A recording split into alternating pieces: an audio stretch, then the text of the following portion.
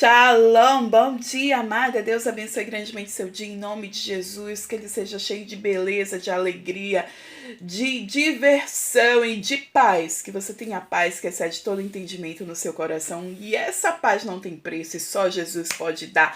Mesmo no caos, mesmo na adversidade, mesmo com tantos problemas, uma paz interior, que é a paz que Jesus nos dá. E isso é grande demais, que você consegue resolver problemas, consegue passar pelas situações com mais tranquilidade e leveza. Bom, estamos aqui no Devocional, capítulo 15 do livro de 2 Samuel. A gente vai já essa leitura, mas antes eu quero te convidar. Vamos dar aquele bom dia para o Espírito Santo? Vamos lá convidar ele? Vamos lá? 1, 2, 3 e... Bom dia, Espírito Santo de Deus! Obrigada, Senhor. Obrigada por mais um dia. Obrigada, Deus, pelo ar que respiramos. Obrigada, Senhor, por podermos acordar. Pelo ar, Senhor, que o Senhor nos presenteou com esse dia. Obrigada, Deus, pela tua graça, pelo teu amor, pela tua misericórdia que se renova a cada manhã. Que essas misericórdias venham ser renovadas a cada dia, a cada momento, em nome de Jesus. Obrigada, poderoso Deus. Tu és santo, tu és forte, tu és grandioso, tu és santo, santo, santo és tu, Senhor. Te convidamos, Espírito Santo, neste momento para nos ajudar com a palavra, para nos ensinar, para nos falar da tua mensagem, que a gente consiga ter entendimento, discernimento espiritual em nome de Jesus. Amém, aleluia, glória a Deus. Bom, capítulo 15, a gente ainda vai ver até o 20, que Davi vai colher muitas coisas do que ele fez. Você vê que um pecado ele não passa despercebido, pode ser um pecadinho, um pecadão, pode ser o que for, pode ser rei ou não rei, vai pagar. Então assim, eu e você, nós temos ajustes para fazer, né? Muitas coisas no nosso caráter e temos principalmente o arrependimento, né? Para que a gente não venha piorar a situação e não tenha uma morte instantânea, né? Que inclusive a gente consegue sair da morte espiritual com arrependimento. Vamos lá?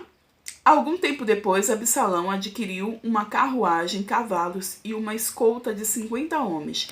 Ele se levantava cedo, olha a astúcia de Absalão, filho de Davi, isso para derrubar o rei, derrubar o pai. Ele ficava junto ao caminho que levava à porta da cidade, e sempre que alguém trazia uma causa para ser decidida pelo rei, Absalão o chamava e perguntava de que cidade vinha. E a pessoa respondia que era uma das tribos de Israel. E Absalão dizia: a sua causa é válida e legítima, mas não há nenhum representante do rei para ouvi-lo. E Absalão acrescentava: quem me dera ser designado juiz desta terra. E todos que tivessem uma causa, uma questão legal, viriam a mim e eu lhe faria justiça. E sempre que alguém se aproximava dele para prostrar-se em sinal de respeito, Absalão estendia a mão, abraçava e beijava.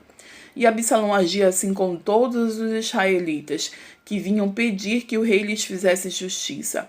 E assim ele foi conquistando a lealdade dos homens de Israel. E ao final de 4 anos, Absalão disse ao rei: deixe-me a Hebrom para cumprir um voto que fiz ao Senhor. E quando teu servo estava em Jesus, na Síria, fez este voto: se o Senhor me permitir voltar a Jerusalém, prestarei culto a ele em Hebrom. Vá em paz, disse o rei, e ele foi para Hebrom. Absalão enviou secretamente mensageiros a todas as tribos de Israel, dizendo: assim que vocês ouvirem o som das trombetas, digam: Absalão é o rei em Hebrom. E Absalão levou 200 homens de Jerusalém, e eles tinham sido convidados e nada sabiam nem suspeitavam do que estava acontecendo. Depois de oferecer sacrifícios, Absalão mandou chamar Aitofel, da cidade de Gilo, conselheiro de Davi, e a conspiração ganhou força e cresceu o número dos que seguiam Absalão. Minha gente, você viu a astúcia de Absalão? Ele estava exilado, Davi mandou buscar ele, estava em Jerusalém já há 2 anos, mas sem ver o rei. Enfim, entrou na presença do rei, não falou nada, o rei foi lá, saudou ele, não falou nada. A gente sabe o ódio, a amargura que estava instaurada no coração de Absalão. Só que agora o plano dele, ele passou 2 anos planejando matar o irmão, Aminon, né? Aqui ele passou 4 anos planejando derrubar o rei, que é o próprio pai dele.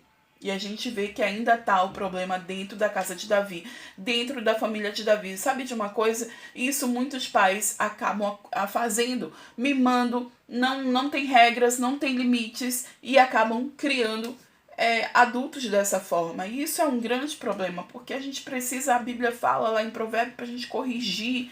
Sabe, quem ama corrige, Deus nos corrige, nós precisamos corrigir nossos filhos, precisamos ensinar, precisamos ter a correção e não criar monstros, porque Absalão matou o próprio irmão, está aqui para dar um golpe no próprio pai, trabalhou 4 anos em prol disso, fingindo que era amigo de todos em Israel, para que todos amassem ele.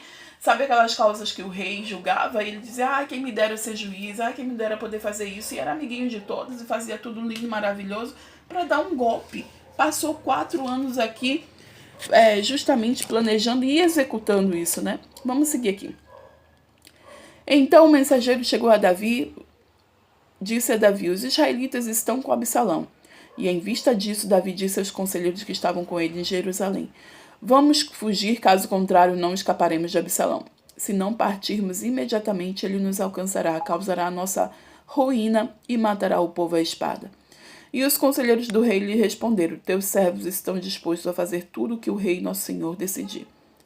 Nesse momento, né, principalmente, correndo o risco de morrer, porque se Absalão já fez um golpe desse, provavelmente ele já tinha muita gente com ele, e seria matar o rei, matar todo mundo que estivesse ali com o rei. Então os conselheiros foram muito sensíveis a isso, né? Vamos fugir, partiu. Versículo 16. E o rei partiu, tá vendo? Hashtag partiu. Hashtag partiu com o rei Davi. E o rei partiu, seguindo por todos os da sua família. O rei partiu, seguindo por todos da sua família, deixou, porém, 10 concubinas para tomarem conta do palácio.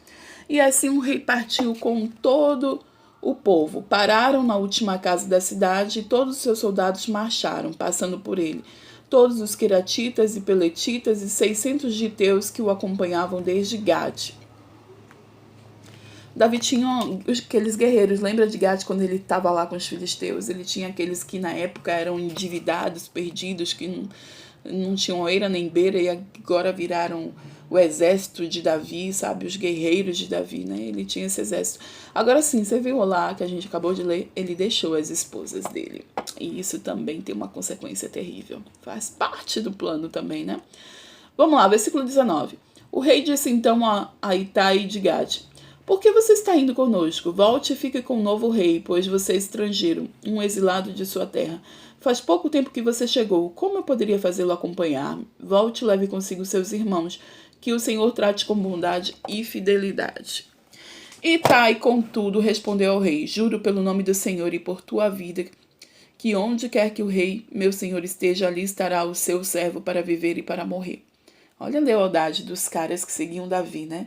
Eram discípulos, eram fiéis, né? Então Davi disse a Itai, está bem, pode ir adiante. E Itai o giteu marchou com todos os seus soldados, com as famílias que estavam com ele. E todo o povo do lugar chorava em alta voz enquanto o exército passava. E o rei atravessou o vale de Cedron, e todo o povo foi com ele em direção ao deserto. Zadok também estava lá, e com ele todos os levitas que carregavam a arca da aliança de Deus. Abiatar também estava lá, e puseram no chão a arca de Deus até que todo o povo saísse da cidade.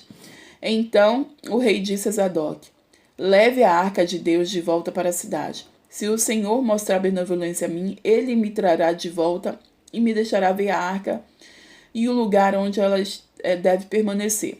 Mas se ele disser que já não sou de seu agrado, aqui estou. Faça ele comigo a sua vontade.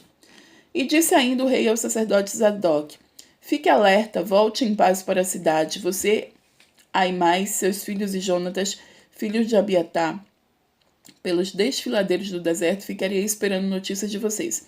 Então Zadok e Abiatar levaram a arca de Deus de volta para Jerusalém e lá permaneceram. Davi, porém, continuou subindo o Monte das Oliveiras, caminhando e chorando com a cabeça coberta e os pés descalços. E todos os que iam com ele também tinham a cabeça coberta e subiam chorando. Quando informaram a Davi que Aitofel era um dos conspiradores que apoiavam Absalão, Davi orou. Ó Senhor, transforma em loucura os conselhos de Aitofel. E quando Davi chegou ao alto do monte, ao lugar onde o povo costumava adorar a Deus, veio ao seu encontro o arquita Uzai, com a roupa rasgada e com terra sobre a cabeça. E Davi lhe disse: Não adianta você vir comigo, mas se voltar à cidade poderá dizer a Absalão: Estarei a teu serviço, ó rei. No passado estive a serviço de teu pai, mas agora estarei a teu serviço, e assim você me ajudará, frustrando o conselho de Aitofel. E os sacerdotes Zadok e Abiatar estarão lá com você. Informe-os de que o que você souber no palácio. E também estão lá os 2 filhos deles, Aimais e Jonatas. Por meio deles me informe de tudo o que você ouvir. E Uzai, amigo de Davi, chegou a Jerusalém quando Absalão estava entrando na cidade. Bom, então a gente viu esse capítulo 15, foi muito punk, muito forte, né? Foi a conspiração do Absalão, o filho do rei Davi, conspirando contra ele. Ele ali arquitetou um plano durante 4 anos, 4 anos executando um plano maligno de derrubar o seu pai do reino, e assim ele fez, né? Assim ele conseguiu aliados, ele conseguiu fazer muita coisa e conseguiu proclamar rei. E agora o próprio rei teve que fugir. E assim como ele fugia de Saul e vivia no deserto, agora ele está fugindo, né? Com os militares, com seus soldados, e fugindo do próprio filho. E assim, a gente sabe que isso é consequência do pecado de Davi, mas isso também é consequência de uma má educação, né? Davi, ele foi um guerreiro, é um homem segundo o coração de Deus, mas ele deixou a desejar como pai, para estar ali ensinando, para estar ali educando firme e forte. Eu e você, nós precisamos tomar as rédeas de nossas casas. A educação dos nossos filhos não é através da escola, não é através de televisão, não é através da faculdade, não é através das coisas externas, não. Não é a internet que deve ensinar nossos filhos. Somos nós, dentro de casa. A responsabilidade é nossa.